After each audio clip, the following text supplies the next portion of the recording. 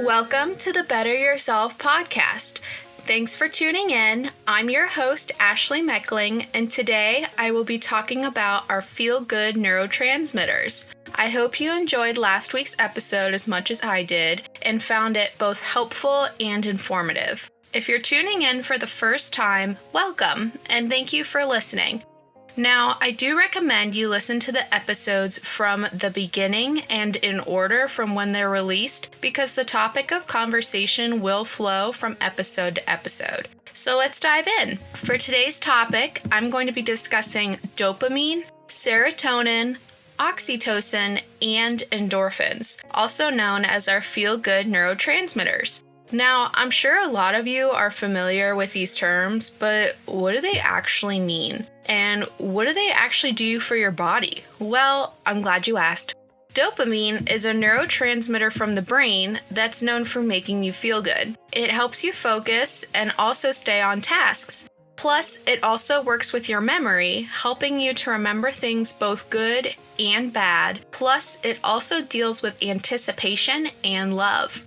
Now, dopamine surges during a feel-good task, but once the feel-good task is over, it's followed by what's called a dopamine crash. So, for example, your dopamine will increase when you check your phone for an interesting text message, or when you eat your favorite comfort food. But then after you settle back down, your dopamine will crash and you experience pain or discomfort, not feeling great, and that kind of sucks.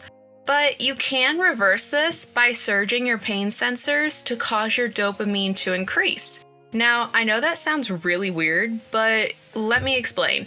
If you go to the gym and do an intense workout or maybe take an ice cold shower, you are experiencing a surge in your pain receptors. So then when you finish working out or jump out of the shower and wrap yourself up in a nice warm towel, your dopamine transmitters will surge. Allowing you to have better control over your dopamine transmitters will allow you to better maintain anxiety and depression. That's why so many people will suggest people who are struggling with mental health to go to the gym and do an exercise because you're activating those pain sensors. Therefore, when you're done working out, you're causing that dopamine surge to help you feel better. Now, next we have our serotonin. This deals with your mood, your sleep, your mental flexibility, which is what helps you to feel more open and comfortable with change. So also, serotonin can surge when you receive praise and positivity from your friends and family, but it can also crash when someone hurts your feelings. This is where surrounding yourself with positive people that elevate your life is so important. Because if not, and you're instead involved in toxic relationships that only bring you down, your body's not going to admit any serotonin, which can lead to depression, and nobody wants that. So taking care of yourself and putting your mental health needs first is very, very important. Next, we have our oxytocin. This is the neurotransmitter that's associated with love and enhancing bonding with others, as well as building trust in relationships. However, just like dopamine and serotonin, oxytocin has a pitfall as well, and it can also cause jealousy and suspicion, which brings us back to having positive and healthy relationships with others.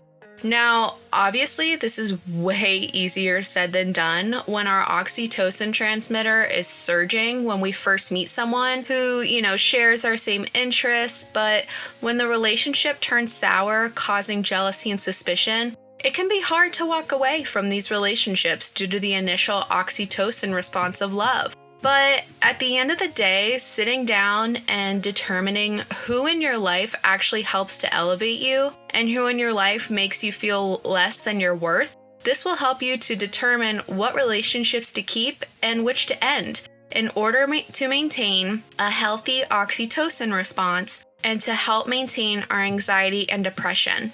And then finally, we have our endorphins. This neurotransmitter is also a feel-good molecule, but it can also help with protecting your body against illness as well as making you feel happy. Which is why, again, maintaining a happy and healthy brain is so important. Because our mental health also affects us, both our physical wellness as well as our mental wellness. which I'll discuss more in detail in later episodes. But have you ever noticed that when you're at your lowest, maybe you're not sleeping well or maintaining a good diet, you kind of start to feel sick and just gross?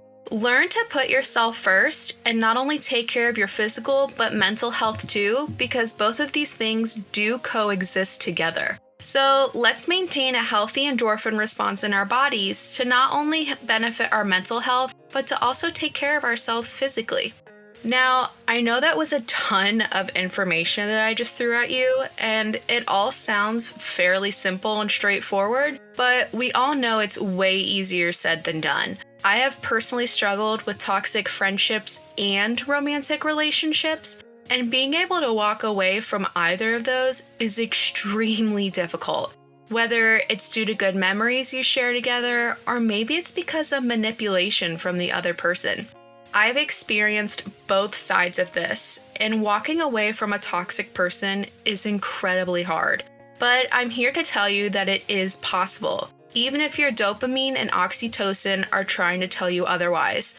Eventually, the bad outweighs the good, and you just have to say to yourself, I don't deserve this. Because you don't. No one does. And remembering your self-worth is so important. And when you finally do gain the courage and the confidence to end that relationship or friendship, don't let yourself get sucked back into it. When they reach back out to you, because they will, as you think of your past memories with this person, which will release that oxytocin, making you want to answer their text and reconnect, but don't. Remember your self-worth. Remember why you ended this relationship in the first place. Remind yourself of what you do deserve, which is happiness, peace, and stability. And if these people are not supplying you with any of those things, walk away.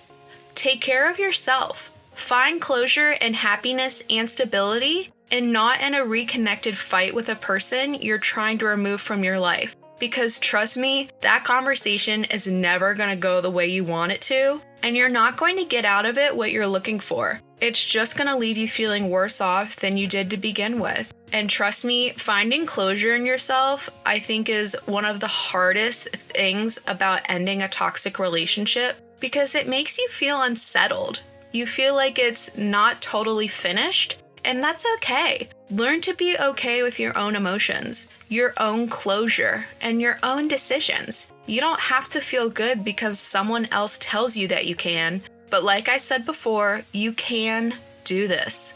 So with all of that being said, I hope you guys enjoyed learning about the feel-good neurotransmitters in our brains as much as I did, and are able to use this information to better help yourself. Now, to conclude this episode, I'm going to leave you with a new technique to use the next time you're in an anxious or stressful situation. This one is called the alphabet technique. What you do is first pick a theme. I usually do movies or music, and then go through each letter of the alphabet and think of a word for each letter in your theme. So, for example, if I chose to do music as my theme, I would start with the letter A and think of a musician or musical group that starts with the letter A, such as, Ariana Grande. Then onto the letter B. I would say Beyonce, and so on, going through the entire alphabet. This distracts your brain from the stressor or trigger that is causing overwhelming surges of your cortisol hormone and making you feel overly anxious. By distracting yourself with this technique and maintaining even, deep breathing, you can calm your nervous system back down to baseline and help yourself to feel more grounded and calm. Try out this technique later today so that you are ready and prepared to use it in your next stressful or anxious event. Also, don't forget you can always call 988, which is the National Suicide Prevention and Crisis Hotline, if you're ever having a mental health episode and need to speak to someone immediately. Also, don't forget to follow this podcast on Instagram at Better Yourself Podcast. Thanks for tuning in and listening to my podcast today. I hope you guys tune in again for next week's episode. See you guys later.